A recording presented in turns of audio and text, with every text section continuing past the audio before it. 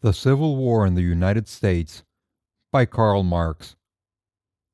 Articles from the New York Daily Tribune, 1861 to 1862. Number 3. The London Times on the Orleans Princes in America. London, October 12, 1861. On the occasion of the King of Prussia's visit at Compiègne, the London Times published some racy articles giving great offense to the other side of the Channel. The Pays, Journal de l'Empire, in its turn characterized the Times writers as people whose heads were poisoned by gin and whose pens were dipped into mud. Such occasional exchanges of invective are only intended to mislead public opinion as to the intimate relations connecting Printing House Square to the Tuileries. There exists beyond the French frontiers no greater sycophant of the Man of December than the London Times, and its services are the more invaluable, the more that paper now and then assumes the tone and the air of a Cato censor toward its Caesar. The Times had for months had insult upon Prussia.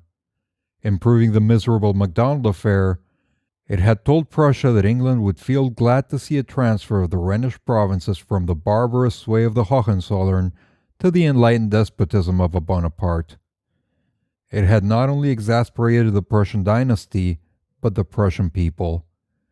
It had written down the idea of an Anglo-Prussian alliance in case of a Prussian conflict with France. It had strained all its powers to convince Prussia that she had nothing to hope from England, and that the next best thing she could do would be to come to some understanding with France.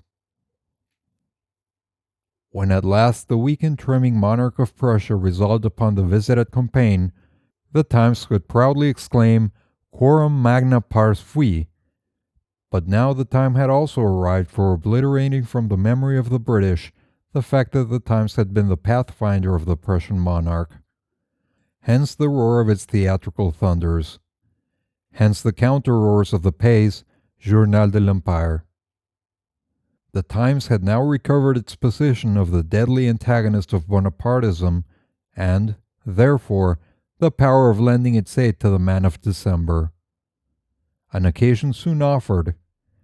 Louis Bonaparte is, of course, most touchy whenever the renown of rival pretenders to the French crown is concerned. He had covered himself with ridicule in the affair of the Duc d'Aumale's pamphlet against Plomplon, and by his proceedings had done more in furtherance of the Orleanist cause than all the Orleanist partisans combined. Again, in these latter days, the French people were called upon to draw a parallel between Plomplon and the Orleans princes. When Plomplon set out for America, there were caricatures circulated in the Faubourg Saint-Antoine representing him as a fat man in search of a crown, but professing at the same time to be a most inoffensive traveler with a particular aversion to the smell of powder. While Plomplon is returning to France with no more laurels than he gathered in Crimea and in Italy, the princes of Orleans crossed the Atlantic to take service in the ranks of the national army. Hence a great stir in the Bonapartist camp. It would not do to give vent to Bonapartist anger through the venal press of Paris. The imperialist fears could thus only be betrayed, the pamphlet scandal renewed, and odious comparisons provoked between exiled princes who fight under the Republican banner against the enslavers of working millions, with another exiled prince who had himself sworn in as an English special constable to share in the glory of putting down an English workingmen's movement. Who should extricate the Men of December out of this dilemma? Who but the London Times? If the same London Times, which on the 6th, 8th, and 9th of December, 1861, had roused the furies of the Pays, Journal de l'Empire, by its rather cynical strictures on the visit at Compiègne, if that very same paper should come out on the 12th of October with a merciless onslaught on the Orleans princes because of their enlistment in the ranks of the National Army of the United States, would Louis Bonaparte not have proved his case against the Orleans princes?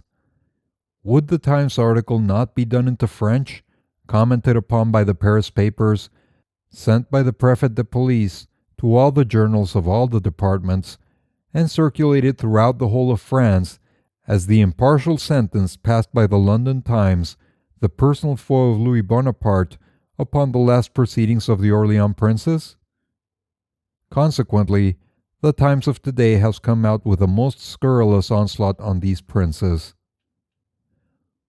Louis Bonaparte is, of course, too much of a businessman to share the judicial blindness in regard to the American war of the official public opinion mongers.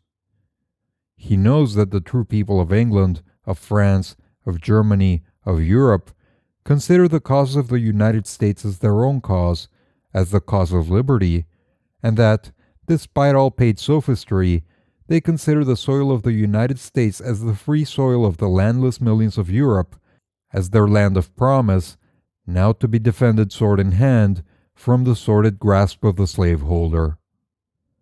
Louis Napoleon knows, moreover, that in France the masses connect the fight for the maintenance of the Union with the fight of their forefathers for the foundation of American independence, and that with them every Frenchman drawing his sword for the national movement appears only to execute the bequest of Lafayette. Bonaparte, therefore, knows that if anything is able to win the Orléans princes' good opinions from the French people, it will be their enlistment in the ranks of the National Army of the United States. He shudders at this very notion, and consequently the London Times, his censorious sycophant, today tells the Orléans princes that, quote, they will derive no increase in popularity with the French nation from stooping to serve on this ignoble field of action. Louis Napoleon knows that all the wars waged in Europe between hostile nations since his coup d'etat have been mock wars, groundless, wanton, and carried out on false pretenses.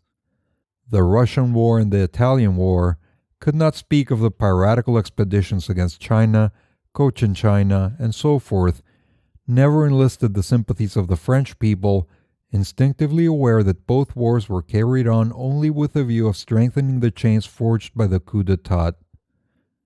The first grand war of contemporaneous history is the American War.